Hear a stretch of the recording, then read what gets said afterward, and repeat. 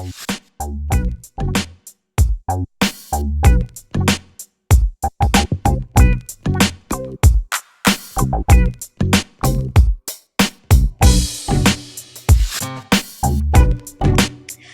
everyone, and welcome to HR Bytes, a podcast and video series to bring you stories of HR professionals who bring a think globally and act locally digital HR agenda to their work. Everyday people who are driving digital transformations in their organizations, data-driven and future-fit digital HR leaders. This is your host, Jay Polaki, and today's guest is Jeff Shapiro. Jeffrey is an experienced talent acquisition leader who deeply believes in challenging the status quo. He has spent 15 years in healthcare and currently works as the director of talent acquisition with RadNet, a publicly traded organization consisting of about 8,500 employees from coast to coast. Welcome to HR Bytes, Jeff. So happy to have you on the show today. I'm flattered for having me. Thank you. My pleasure. Absolutely. Could you tell us a little more about the work you're doing and, your role in your company right now? Yeah, so RadNet is publicly traded. We are outpatient-based diagnostic imaging, which if you think about healthcare right now specifically, all you hear about with the pandemic is x-rays. While that is high volume, we are also in mammography, MRI, CT, nuclear medicine, PET scans. So that's a little bit about the organization. My team right now supports our East Coast operations, which is roughly, I'm going to say around 270 outpatient imaging centers. In terms of recruitment efforts, it is frontline staff, patient-facing, it is high-level C-suite, marketing. We run the gamut of just basically anything that works for the organization. We try to control it internally, in-house, through our own TA team. This must be a really, really busy time for your organization, not just with the pandemic, but if I, can talk about all the other stuff that's going on in the world and the different variants of everything that's coming out of this, upheaval. This must be really a very tough time too in the organization. So thank you for making the time today to be with me and to talk about your role and your work. I really appreciate it. One of the things you shared with me when I asked you and invited you to be a guest on the show is a mission statement that your team created for you. And I'm going to read it out for the audience. The mission statement reads, adapt, react, project, plan, implement, make mistakes, learn, repeat. And I think this is a mantra that is so relevant to the times today. How has the pandemic helped you, or rather, how has the pandemic fast forwarded tech adoption in your line of work, in your HR function? And how do you see this mantra working for you today? So this mantra has been a professional philosophy of mine from the beginning. I think everybody needs to understand failure is an option. It's not an outcome. So it's not definite. It's not an end result. It's going to happen. The key is just learning from the failures along the way. So we could share that information with colleagues or other departments and figure out how to prevent these things from happening again in the future. As far as the pandemic and our HR functions and adopting technology, I'm going to kind of throw you for a loop here because it's been quite the opposite, actually. So the pandemic has got us to slow down, eliminate a lot of technology, get way more granular, and get much more human connections. So wow. Technology is great. Technology is a tool, but we've really used from mid-March on to re-examine our processes, everything that we are doing, from the moment somebody applies to recruitment marketing, to their experience, to time and stages. We've eliminated using assessments as a data point, and we've just gotten much more granular on the human-to-human connection. So technology actually took a backseat with the pandemic for my team over the past 10 months and change now. Wow, that's really throwing me for a loop. So, have you fostered recruitment through, I guess, one-on-one interviews virtually then, instead of using the assessments that you used in the past? So yes, we we've moved much. We rely more heavily on things like this, a video interview instead of a phone interview. Um, we are still doing in-site, on-site hiring manager interviews because these are roles where people will be patient-facing. We are in healthcare, so as much as I would love to make everything automated through video, get you on with our hiring partners, have an interview. When could you come in? It is still, it would be a negative for us to rely on technology and eliminate the human to human connection of the interview because of who we are and what we do. Our atmosphere, our environment, our outpatient settings, the equipment, these are all aesthetic things that are also a selling tool. So when I'm a tech and I'm in the world of tech and I get to see the equipment that I'm going to be working with at your facility compared to where I am now, that's something that is creating a bias, without a doubt. It's a selling tool for us. So we have gotten much more human approach, but we have not eliminated person to person interviews because it is a requirement of the job. You are still required to come to work. We still have patients to see. Um, it's gotten slower on our interviews because even as quickly, feather in the cap to my team, we are hiring faster than we have the capability to onboard and train. So we are still following social distancing protocols. We will only put 6 people in a cohort of new hires at once, which really has created a challenge to filling operational gaps, which could address our patient volume needs, get people seen, giving them the healthcare that they need on time. But we still want to do what's right for job seekers and our current staff by not overflowing our training resources and putting too many people in a room, getting people uncomfortable, which all goes back to the human element. Absolutely. And I really am very enlightened by your insight today, because we don't think about this, right? Especially now, because everyone's using all the technology that's available to them to work from home, to work remotely. But then there's so many industries and jobs, especially in the healthcare industry, that you can't do that. And Yeah, there's only so much with telemedicine that you can achieve. You still have to go in and have that person to person contact. And you've brought a new perspective to my thinking today, definitely. So thank you for that. yeah. I've learned a lot over the past 10 months. It's also your patient perception. Patients are uncomfortable Hmm. already coming in. Hmm. They're scared Hmm. because of why they're there in the first place. They're scared because of the pandemic. They don't want that many people in the room. So it's very hard to train a new employee to, it's just everybody is uncomfortable with everything. So, like, it goes back to what we keep talking about: adapt, react, project, plan, implement, make mistakes. Like, we have rewritten our onboarding policies and procedures probably 20 times already, just based on the feedback from new hires, from patients being uncomfortable. So it's been a lot of human connection, yes. Wow, that's a lot of rework, but all good, right? We're really learning, unlearning, and learning again. So that's a great way to move forward.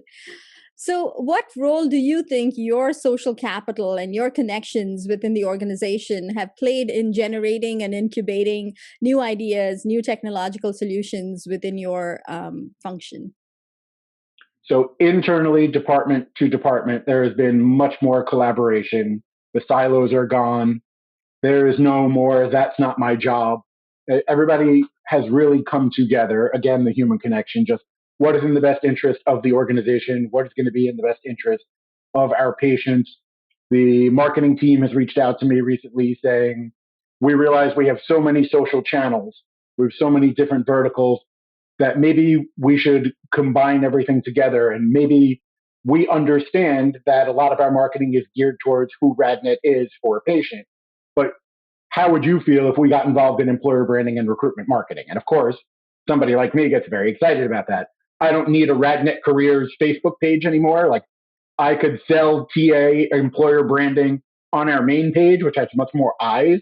So there's a lot of projects like that that are going on, which has come up from the past 10 months on just what could we all do to be more empathetic and more human. And what's one piece of advice you have for HR professionals who are looking to adopt or learn new technology in the midst of all of this, especially in the healthcare industry? So, number one, my mantra, just plan to fail, adapt, react, project, plan, make your mistakes, learn whatever they were and repeat. A new one for me, I will totally credit her. Lori Rudiman has opened my eyes on the premortem. When we are planning on something, let's take a step, let's think about all the things, all the ways it's going to go wrong and figure out solutions for them. So if and when it comes up, we're ready to react. It was eye-opening reading her book last week. Just the pre-mortem. Everybody does a post-mortem. Let's all get together. Let's talk about what we learned, what went wrong. But the idea that no one has ever thought until now to conduct pre-mortems was eye-opening to me. Wonderful. I'm reading her book too. I haven't gotten to that part, but I'm looking forward to it. And I was going to ask you about that phrase that you used in your bio. So thank you for explaining that. That makes sense now. So, in the midst of all this, we've definitely, at least outside of the healthcare industry, started working from home remotely, most of us. And how do you think the HR function can prepare for this increase in remote work and working from home? Because I think it's here to stay, right? It's not going away. Yeah, I think a lot of organizations need to look internally. There are departments like mine, talent acquisition, that is not foreign to working remote. I think some TA leaders have a real, genuine opportunity to step up and educate all the service lines that are now reacting and going remote on what it means to lead a remote team. Leading a team that is completely a remote workforce versus brick and mortar setting, you are seeing them day in and day out. It is much harder to get buy-in. It is much harder to forge those relationships. You're not seeing them every day. You're not having physical interactions, looking at body language. It's a lot harder to manage a remote team than it is seeing them. And TA, other departments that are used to being remote, really have a chance to collaborate in-house with all the other departments and really teach people what it means to lead a team and still manage. Because managing and leading are two very different things. But I think TA has a genuine opportunity to really be at the forefront of what leading a remote team looks like. Thank you. That's very insightful. So that brings us to the question connection section of today's conversation, the fun section. Ready? Sure, let's do it. All right. Who is one person you've gained in your network that you think we should all know about in the HR tech world? I want to apologize to many people that I may be offending, but I'm going off of recent activity. So I have to single out Galen Emanuel. He has been a beacon of positivity, very aligned with me on behaviors. But more importantly, from scratch for 2020, I wanted to rewrite the self-evaluations of my team, how they self-eval, and what Galen actually taught me called a team happiness survey. So I dropped everything that our organization has used in the past on self-assessments, performance management, and really just rewrote it from scratch. And everything I wrote, he put eyes on. He gave me very great observational feedback. So if anybody needs somebody that they need to reach out to or should be connected with, it is absolutely Galen for now. And I'm apologizing to many other people. Caveat, I'm not offending anybody. No worries. What's your favorite HR podcast? So again, I'm going to be a political response here. There are a lot of great industry related podcasts, so I don't want to single anyone out. So for me, I would absolutely go with Finding Mastery, which is by Dr. Michael Gervais. He is a high performing clinical psychologist who deals with people who are under high stress, high pressure situations, professional athletes, Olympians, surgeons. And he is studying where Brene Brown studies the shame and guilt and owning your story. He is really digging into what is in the mindset of these people at the most high pressure situations and how are they excelling where other humans are not. And what we do in HR and TA is very human related. Human behavior is something I'm very into. So Finding Mastery. And now I don't offend anybody with an HR podcast. No, you won't. And I'll link that link to the podcast in the show notes for everyone. What's your favorite LinkedIn Learning or e-learning webinar series for HR tech or HR? In 2020, I enjoyed Bamboo HR and ERE Digital. And off the top of my head for this year, I don't remember the exact date, but March is the HR Tech Conference, which is free and virtual this year. And there's some really great headliners that I'm very excited to be sitting in my computer watching and learning from. Great. And what's one way you like giving back to the HR community? Doing things like this. I'm into Clubhouse now, just sharing, interacting, mentorship with some people that are out there that they know where they want to go in their career, but they're at the very beginning, answering questions. Thought-provoking engagement through social channels is one of my favorite things. I like to make people think, question processes that they're using to see if there is a better way. And given the upheaval of all things work in 2020, what's one workplace trend you think is here to stay? Compensation transparency, without a doubt. It's going to only get better and better for the job seeker, much more challenging for the employers.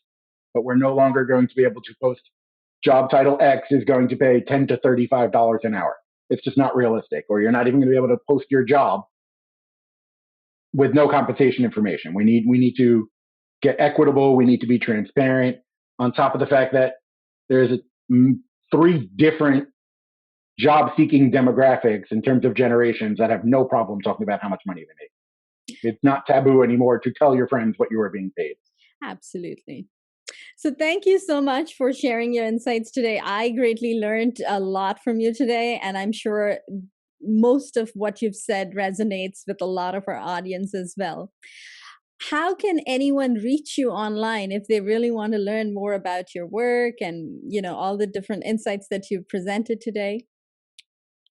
So you can find me by my name, Jeffrey W. Shapiro, on Facebook, Twitter, LinkedIn, Clubhouse. I am not on Instagram. I don't know why. I just never bite the bullet. But I am an open networker. I am always ready, willing, and able to talk and learn from anybody. Absolutely. Thank you so much. And thank you everyone for tuning in today. I look forward to bringing you more fantastic global stories of HR professionals leveraging technology in their work. Have a great day. Thank you.